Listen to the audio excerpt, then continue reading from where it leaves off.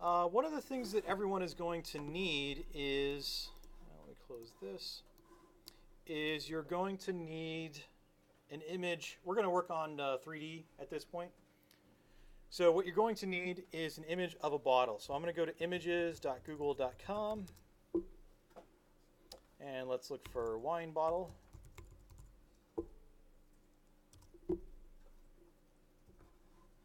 As always, just as a something that you should generally get used to is select search tools, go to usage rights, and select label for non-commercial reuse. The first wine bottle looks pretty good, so I'll go ahead and click that one and click View Image.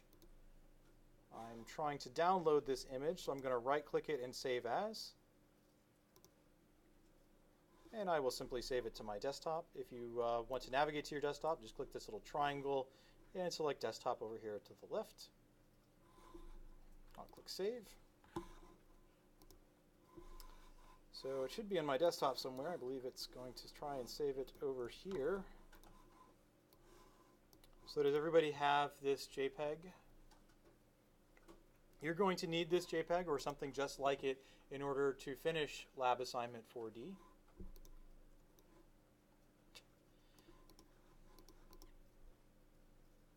And let's do it the quick way. I'll simply click and drag this into Illustrator and it should open up automatically. Of course, my artboard is a little bit wrong, or I think it set it to the default artboard.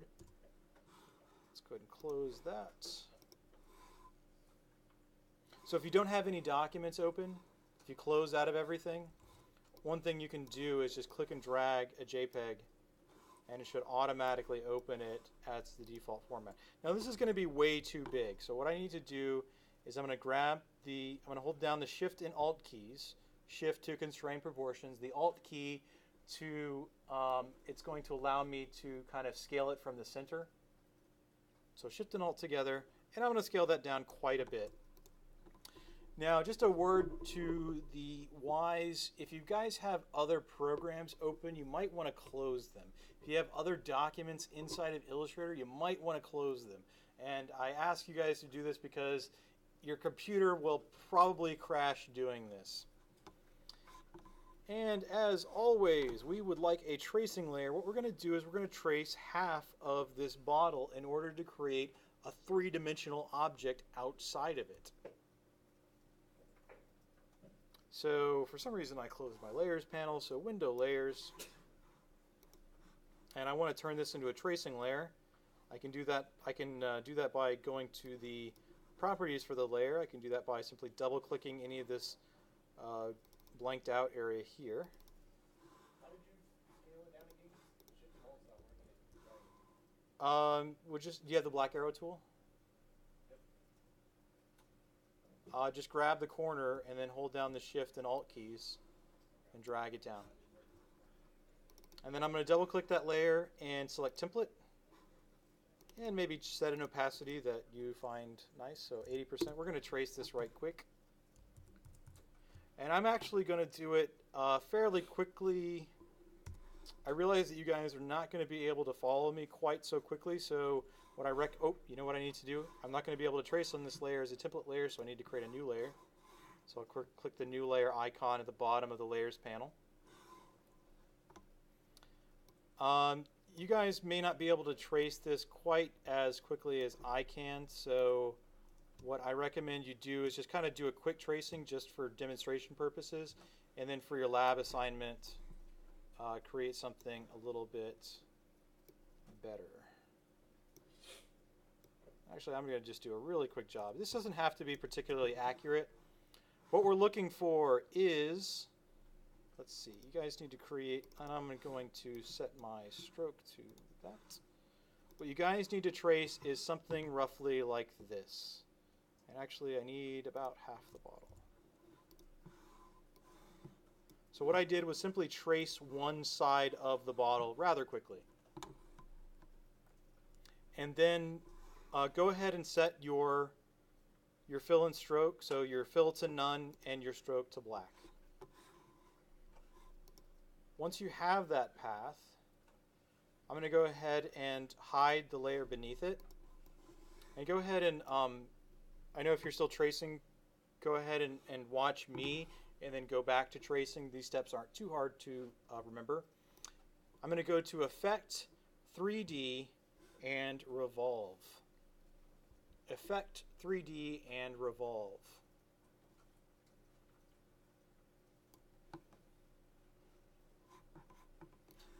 And at first, of course, it looks like I have done nothing, but I have done something because, again, this preview checkbox by default is unchecked. There's actually a pretty good reason for that because once I check it, it's going to spend some time.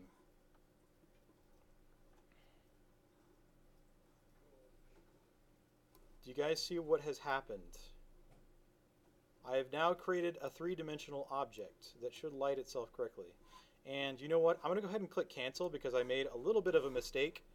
I need to set the stroke to a color that I can actually see because a black bottle is not going to show any reflections. So I'm going to go ahead and pick a color, something not too bright, but a kind of a medium brightness. And then I'll go ahead and click OK. So you can see here that my bottle is now a little bit of a shade of red. I'll go to Effect, 3D, and back to Revolve. And check the preview checkbox, and now I can kind of see my bottle a little bit better. And if you guys created like little bumps in your bottle, that will help make it look more realistic, incidentally. And I've created something that I can manipulate in 3 dimensions. If I click OK, and I want to get back to that menu, once again, I can just go to my Appearance panel and select 3D Revolve, just like any effect that we applied. And of course, with the preview, we'll start unchecked. And I can change these variables. I can change the perspective, which will do weird things. Lots of interesting things to kind of play around in here. How it revolves. Or actually, when you change how it revolves, you can see here I can create kind of like half of a bottle if I change, maybe I didn't want my object to quite revolve all the way around. I can change kind of how the surface is going to be lit. So this specular highlight will change as I change to different kinds of surface. The wireframe, incidentally, is there to kind of speed things up. If you find that your computer is running a little bit slow, you can change the surface to wireframe. And one of the more interesting, one of the more advanced things that you can do is you can actually map art to this. So if you had a label, you could actually create that label and make it a symbol.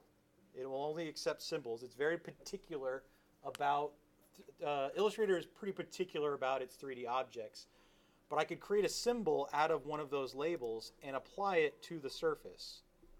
It would be a little bit hard for me to get it just right, but I could do it, because there are multiple surface areas that have been created. I'd even have to like find the specific surface area that I would want. I don't want to do that at this time, so we'll go ahead and click cancel. Go ahead and click OK. Of course, I've created a wireframe.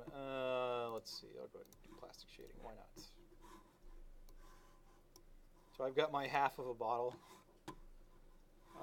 Let me, where's the assignment? I thought I had it open. Where did you go? Assignments. I got it open right here anyway.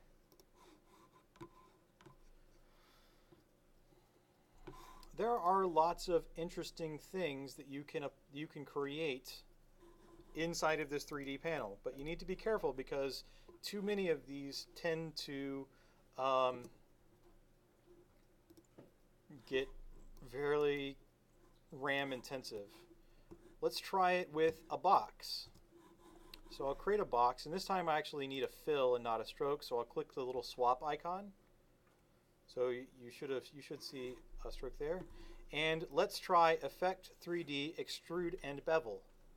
Interesting. One interesting thing is Extrude and Bevel works really neat with text, by the way. So Effect, 3D, Extrude and Bevel. And I'll go ahead and check the preview checkbox. And we can see that it's created a three-dimensional version. So Revolve will kind of take a single path and sort of revolve it around in a circle. And Extrude and Bevel will sort of like create a three-dimensional object based on the one that you created. If I had used a circle, I think it will create a sphere. Let me try that. Effect, Extrude and Bevel. Oh, no way. Oh, no, it's not. It's going to create a cylinder, actually. And I can change how it extrudes. How really long cylinder.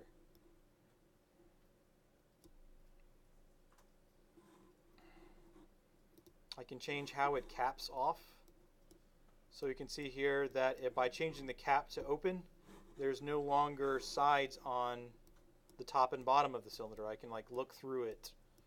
I could even map art to this cylinder and like have a picture inside of the cylinder and it would expand out properly. If you select more options, you can actually get really granular about like where the light is coming from, how strong it is, how diffuse the light is. These are really important settings because that's how we perceive a three-dimensional object, is light and shadow.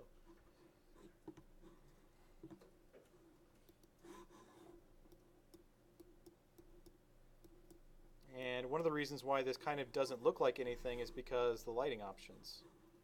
I probably need to change the lighting options a little bit so that you can kind of see inside of it. Maybe make it more intense or less intense. I need to make it more highlight size, highlight intensity. I think you can even create multiple light sources, although I don't recommend it. That's definitely going to crash it. Highlight size. How do I change?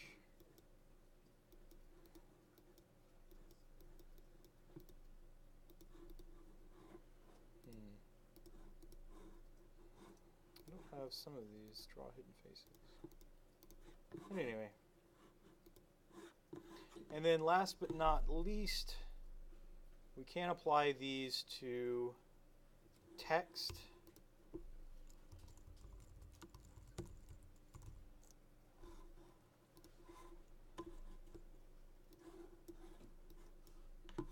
So I'll go to Effect, 3D, and I've just simply created some random text here.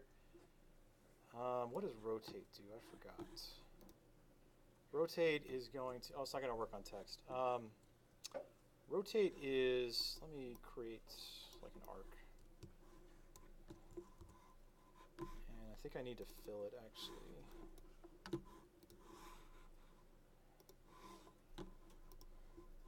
I think rotate, revolve and rotate are kind of similar.